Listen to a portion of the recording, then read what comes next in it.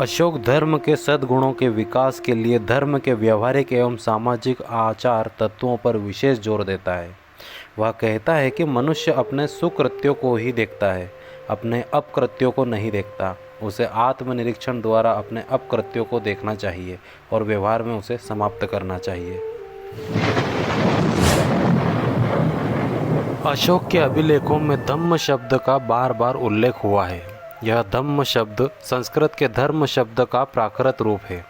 उसके अभिलेखों में उल्लेखित धम्म उसके व्यक्तिगत धर्म से भिन्न था। ऐतिहासिक साक्ष्यों के आधार पर कहा जाता है कि अशोक कलिंग युद्ध से पूर्व हिंदू धर्म से संबंधित भगवान शिव का भक्त था, अर्थात वह एक शैव था। किंतु कलिंग युद्ध में हुए रक्तपात ने उसकी अंतरात्मा को झकझोर दिया और उसने भेरी घोष के स्थान पर धम्म घोष अर्थात युद्ध के नगाड़ों की आवाज़ के स्थान पर धर्म की विजय का मार्ग अपनाया। उसका व्यक्तिगत धर्म उपासक बौद्ध धर्म था। उसके कार्यों से स्पष्ट होता है कि वह बौद्ध धर्मी था। अपने भ्राभ्रू शिलालेख में वह बुद्ध धर्म तथा संघ त्रिरत्न के प्रति श्रद्धा प्रकट करता है। वह सारनाथ के लघु स्तंभ लेख में संघ भेद के विरुद्ध दंड घोषित करता है। उसके अन्य कार्यों से भी बौद्ध धर्म के प्रति उसकी आस्था व्यक्त होती है। निसंदेह वह व्यक्तिगत रूप से बौद्ध धर्मी था, पर उसके अभिलेखों में प्रसारित धर्म उसके व्यक्तिगत धर्म से भिन्न था। अशोक के धर्म से तात्पर्य उसके अभिलेखों के धर्म से है। अशोक का यह धर्म नैतिक आदर्शों का संग्रह है, जिसका उल्लेख वह अपने अभिलेखों में बार बार करता है। इस धर्म को वह लोक कल्याण के लिए आवश्यक मानता है। अशोक के इस धर्म के दो रूप थे, सैद्धांतिक और व्यवहारिक। उसने धर्म के कुछ मूलभूत सिद्धांतों जैसे कि सत्य, अहिंसा, धार्मिक सहिष्णुता, धर्मदान व धर्म विजय आदि पर बल दिया। अशोक के दूसरे स्तंभ लेख में स्वयं एक जिज्ञासु की भांति पूछता है कियम चु धम्मे अर्थात धर्म क्या है, और इस प्रश्न का उत्तर देते हुए वह स्वयं कहता है अपासीनवे बहुकयाने दया दाने सोचिए अर्थात पापहीनता, बहुकल्याण, दया, दान, सत्यता एवं शुद्धि ही धम्म है। वह सद्गुणों को ही धर्म का मूलाधार मानता है। वह उसके धर्म का सैद्धांतिक रूप है।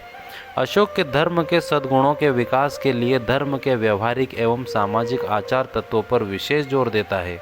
वह कहता है कि मनुष्य अपने सुकृत्यों अर्थात अच्छे कार्यों को ही देखता है, अपने अपकृत्यों को नहीं देखता। उसे आत्मनिरीक्षण द्वारा अपने अपकृत्यों को देखना चाहिए और व्यवहार में उसे समाप्त करना चाहिए। उसके धर्म के इस व्यवहारिक रूप के भी दो पक्ष हैं, स्वीकारात्मक और निषेधात्मक। वह धर्म के स्वीकारात्मक व्यवहारिक पक्ष पर विशेष जोर देता है।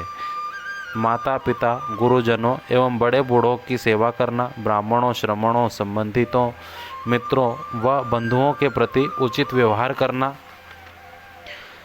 भृत्यों, दासों और सेवकों के प्रति उदारता बरतना, सर्व प्राणियों के प्रति आदर भाव रखना, अहिंसक होना, अल्प संग्रही व अल्प व्ययी होना। उसने इन सद्गुणों के विकास के लिए अपने व्यवहार पर बड़ा जोर दिया। इसी प्रकार अशोक ने अपने अभिलेखों में धर्म के निषेधात्मक पक्ष का भी उल्लेख किया।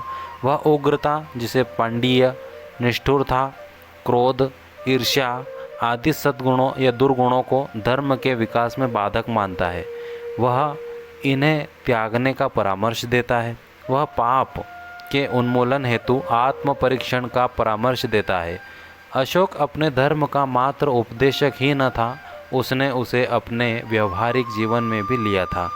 उसने अनेक सामाजिक कुरीतियों, अंधविश्वासों और पाखंडों को त्यागने और धर्म के कल्याणकारी मार्ग का अनुसरण करने की सलाह दी। वह धर्म यात्रा, धर्म विजय व धर्मदान को श्रेयस्कर मानता है। अशोक ने धार्मिक सहिष्णुता और उदारता पर बड़ा जोर दिया है। उसने सभी धार्मिक और धर्मों के मूल तत्वों के अध्ययन एवं प्रसार पर बल दिया।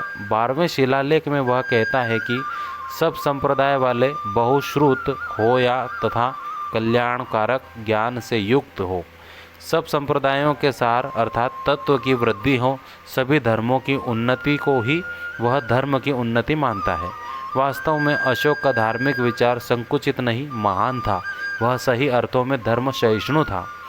13वां शिलालोक में अशोक ने सर्वभूतानाम अक्षति व संयम च के सिद्धांत का प्रतिपादन किया।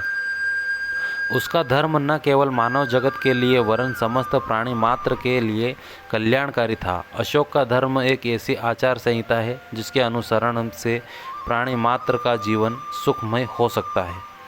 विद्वानों में अशोक के धर्म के स्वरूप पर बड़ा मतभेद है। फ्लीट के अनुसार अशोक का धर्म राजधर्म था। सेनाट, हुल्श और भंडारकर के अनुसार अशोक का धर्म उपासक बौद्ध धर्म था।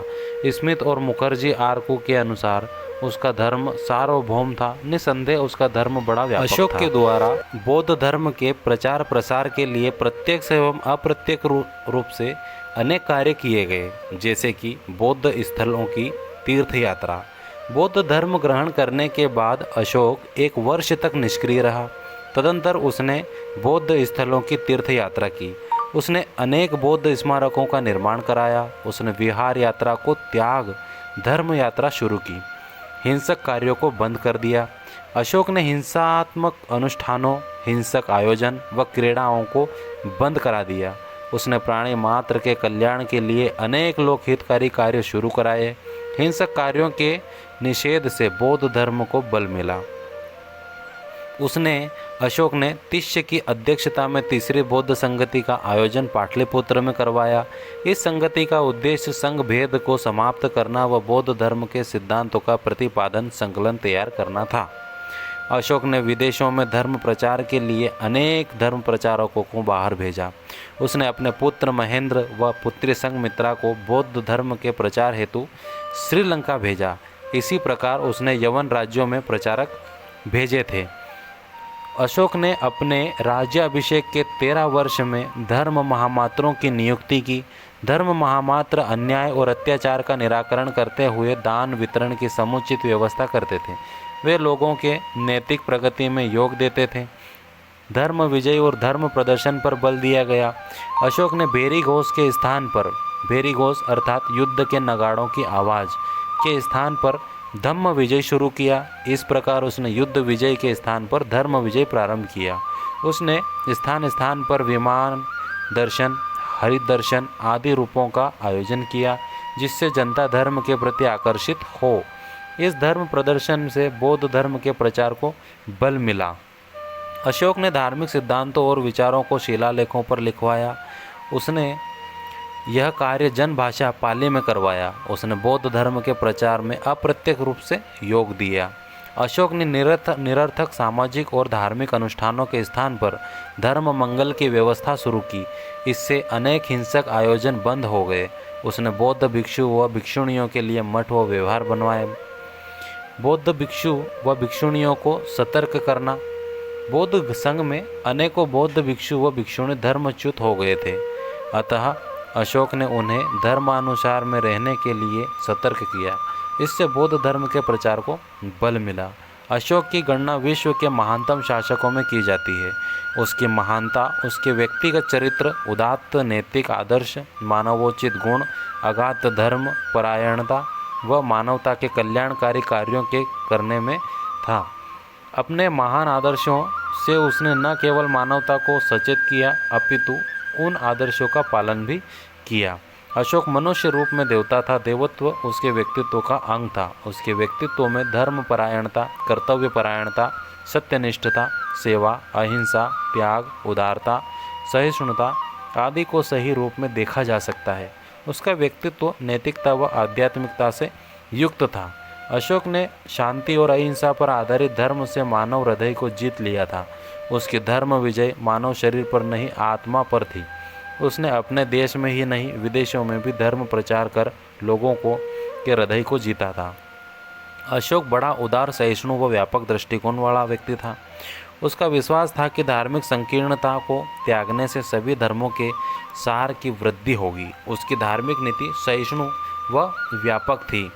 पाली अशोक एक महान राष्ट्र निर्माता भी था। उसने लोक भाषा पाली प्राकृत में अपने अभिलेखों को लिखवाकर देश में एक भाषाई एकता की स्थापना की। इसी प्रकार उसने ब्राह्मी लिपि का प्रयोग अखिल भारतीय स्तर पर किया। इससे देश में राष्ट्रीय एकता बढ़ी। अशोक लोकहित में राजमार्गों का निर्माण करवाया।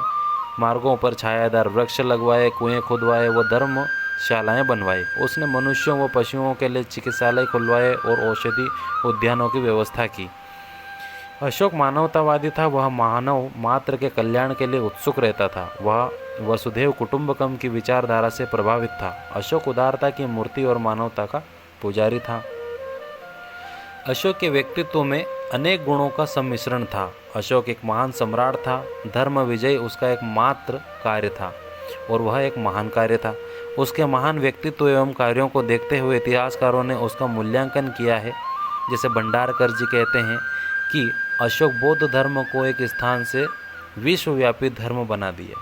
पर रे डेविड ने अशोक की तुलना कंस्टेंटाइन से की है। इसी तरह अशोक की तुलना अकबर से भी की गई है। जिस तरह तुलनात्मक रूप में यदि हम देखें तो अकबर से वह उसकी धार्मिक सहिष्णुता, परंतु अकबर का दीन इलाही धर्म राजनीतिक स्वार्थों से प्रेरित था, जबकि अशोक का जो धर्म था वह मानवता से प्रेरित था। इसी तरह हम अशोक का विश्व का एक महान सम्राट कह सकते हैं। धन्यवाद।